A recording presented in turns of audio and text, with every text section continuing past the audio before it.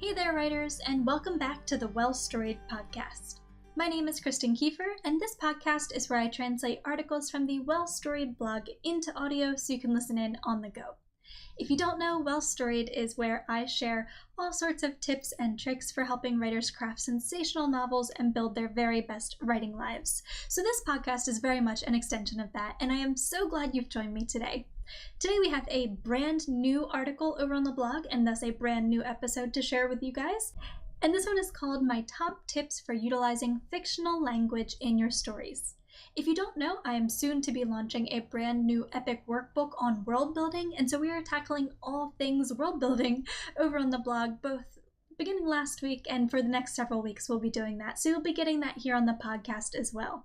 Last week, we talked about how to craft fictional cultures. Now we're moving on to using fictional language, and I have all sorts of good stuff in store for the next several weeks as well, so make sure to stay tuned for all of that. So, without any further ado, let's dive into today's episode. If you would like to read along as you listen in, make sure to head on over to well-storied.com/language, and I will leave that link for you in today's episode description as well.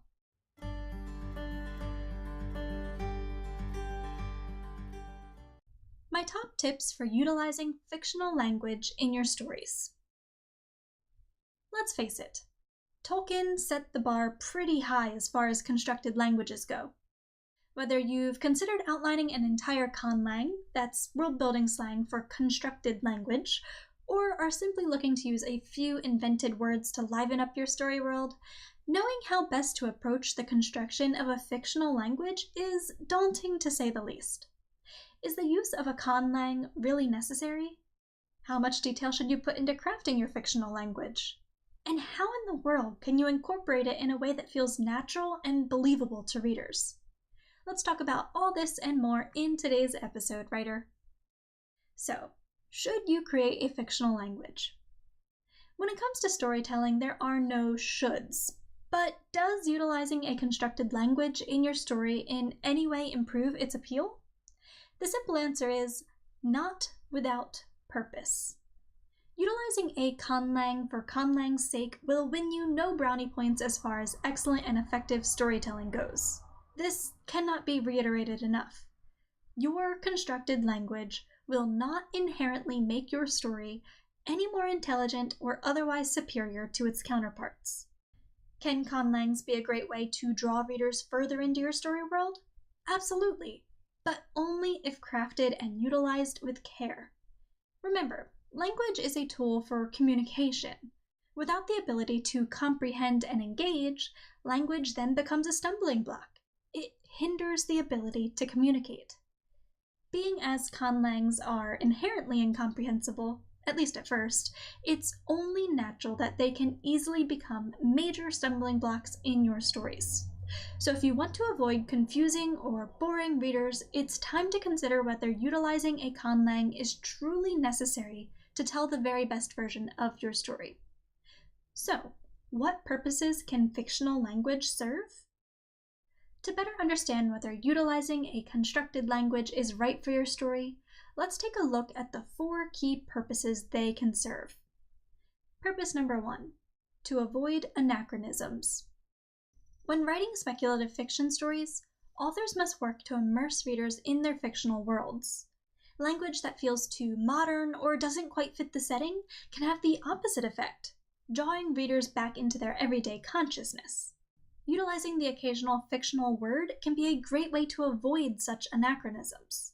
Common examples include those pertaining to currency, measurements, names, and, funnily enough, curse words. Purpose number 2, to describe something with no English equivalent, or whatever language you're writing in. When you're deep in the world-building trenches, you're likely to dream up some sort of fictional item, expression, animal, or idea that doesn't quite come with an English language equivalent. This is another area in which conlangs can come to the rescue, giving you the perfect opportunity to deepen your story world via the use of an invented word. Consider how J.K. Rowling uses muggle to describe a person without magical abilities. Purpose number 3, to show the protagonist out of their depth. On occasion, your story's protagonist may find themselves unable to converse with another character due to a language barrier. In such cases, you may wish to make use of a few constructed words or sentences to purposefully confuse readers, thus placing them right in your protagonist's shoes. I personally recommend only using this trick when there are emotional stakes at play, so as to avoid bogging your story down with too much conlang. If your protagonist's inability to comprehend leaves them feeling angered, embarrassed, or in danger, you found a great moment to whip out a few fictional words. And finally, purpose number 4, to imbue special meaning. At times, your characters may use fictional words to cast spells, communicate in secret, or otherwise speak in ways that hold powerful meaning. Even common fictional phrases can become powerful if they bear the right emotional weight. Take, for example, the word anosh from the Shades of Magic series by V.E. Schwab. The word, simply translated, means farewell. Yet by the time you finish the 3rd book in the series, this tiny word carries the weight of the most heartbreaking of goodbyes. When crafting fictional words and phrases to use in your stories, I fully believe in the idea that bigger isn't always better. Keep your introduced vocabulary minimal and provide readers with maximum purpose in its use, and you'll have no issue drawing readers further into your story world rather than pushing them away. With that said, let's talk about my top tips for creating fictional language. Tolkien, as we've established, has set quite the high bar when it comes to crafting fictional languages. The good news is that Tolkien's excellence in this arena stemmed directly from his career as a philologist. To aspire to his level of language creation without the proper training is to set yourself up for failure, thus making this aspiration entirely unnecessary.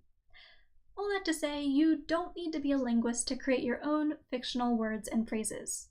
If you do want to add a little conlang to your story world, here are a few tips to keep in mind. Tip number 1, begin with what you know. Creating an entirely original language is nigh on impossible. Most fictional cultures find their roots in real-world ones, and there's nothing wrong with fictional languages following suit. Identify the real-world language or languages you'd like to use as the foundation for your own conlang, then begin studying it. What are some of the common sounds in this language? How are its sentences structured? What tonal notes mark how this language is spoken? Use these elements to begin forging your fictional language, taking care to craft words and sentences that feel at once familiar and distinct. Tip number 2, consider your world building. Culture, history, societal values, trade, each of these elements and more can have a major impact on the evolution of a language. Before creating your conlang, take the time to define the society in which your characters live. Would the language have adopted words and phrases from neighboring regions? How would societal values or religious beliefs affect common phrases? You aren't likely to find a people that prize modesty, making grand proclamations or flinging curse words, so consider your world building carefully. Tip number 3, make it believable. There is fictional and there is laughable. Don't mistake the former for breaking every mold in sight. Combining too many consonants, putting apostrophes between every 2 letters, or completely ignoring vowel sounds is a sure way to leave readers rolling their eyes. Once again, help readers digest your fictional language by crafting it to feel familiar. Conlangs that cross into the ridiculous do far more to pull readers out of a story than immerse them. And finally, tip number 4, establish a clear set of rules. You don't have to be a linguist to create full sentences in your fictional language. Simply work to establish a clear rhythm within your conlang, specifically as relates to common sounds and sentence structure. Does the language place verbs before or after nouns? How about adjectives and adverbs? Common sounds? The frequent use of particular vowels, consonants, or letter pairings will run through your language like a refrain, emphasizing its individuality and lending cohesion that can help fight against readers' confusion.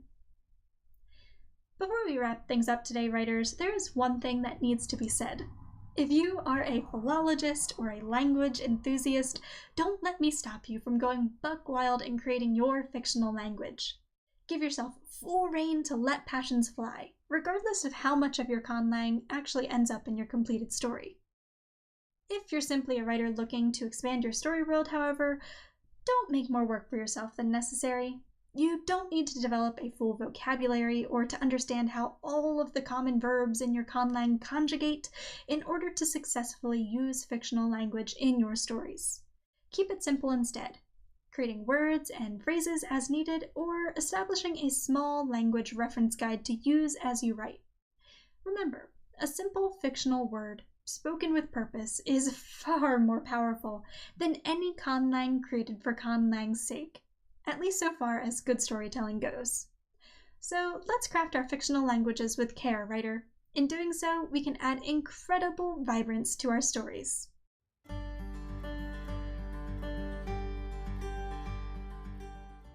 Writers, thank you so much for listening in today. This is a bit of a different topic for us. We haven't done too much world building on the blog or on the podcast before, but being a fantasy writer myself, I've had so much fun sharing this all with you guys, and I do hope you enjoyed last week's episode, this week's episode, and I hope you're going to enjoy the ones to come because I absolutely love talking world building with you all. Once again, do keep an eye out for the upcoming world building workbook that I will be launching in early July 2018. I'm shooting for like the second week of July, early in the second week, so fingers crossed that all goes well because I'm wrapping up a lot of the work on that now. I will make an announcement here on the podcast when that goes live. But also, if you head on over to today's transcript at well-storied.com/language, there is a sign-up form that you can use to make sure that you're the first to know when that workbook goes live. So go ahead and check that out. If you enjoyed today's episode, make sure to subscribe for future notifications about future episodes, and go ahead and give the podcast a quick like, rating, and review as well. Whatever you can do from wherever you are listening in from goes a long, long way towards helping the podcast grow. And to complete my spiel today, I couldn't do that without talking about Patreon. My lovely Patreon supporters have done so much to help this podcast grow by supporting it monetarily via their monthly pledges. For as little as $1 a month, you too can join the Well Storied team and help support all that I create for free here at Well Storied. So that includes the articles, the free email courses, the podcast. Anything you can give to that really goes a long way towards helping the website thrive and helping this podcast thrive. So if you would like to check that out, make sure to head on over to patreon.com/wellstoried. Again, link for you in today's episode description. All right, friends, that is all I have for you today. Thank you so much for listening in, and I will see you guys next time. Bye!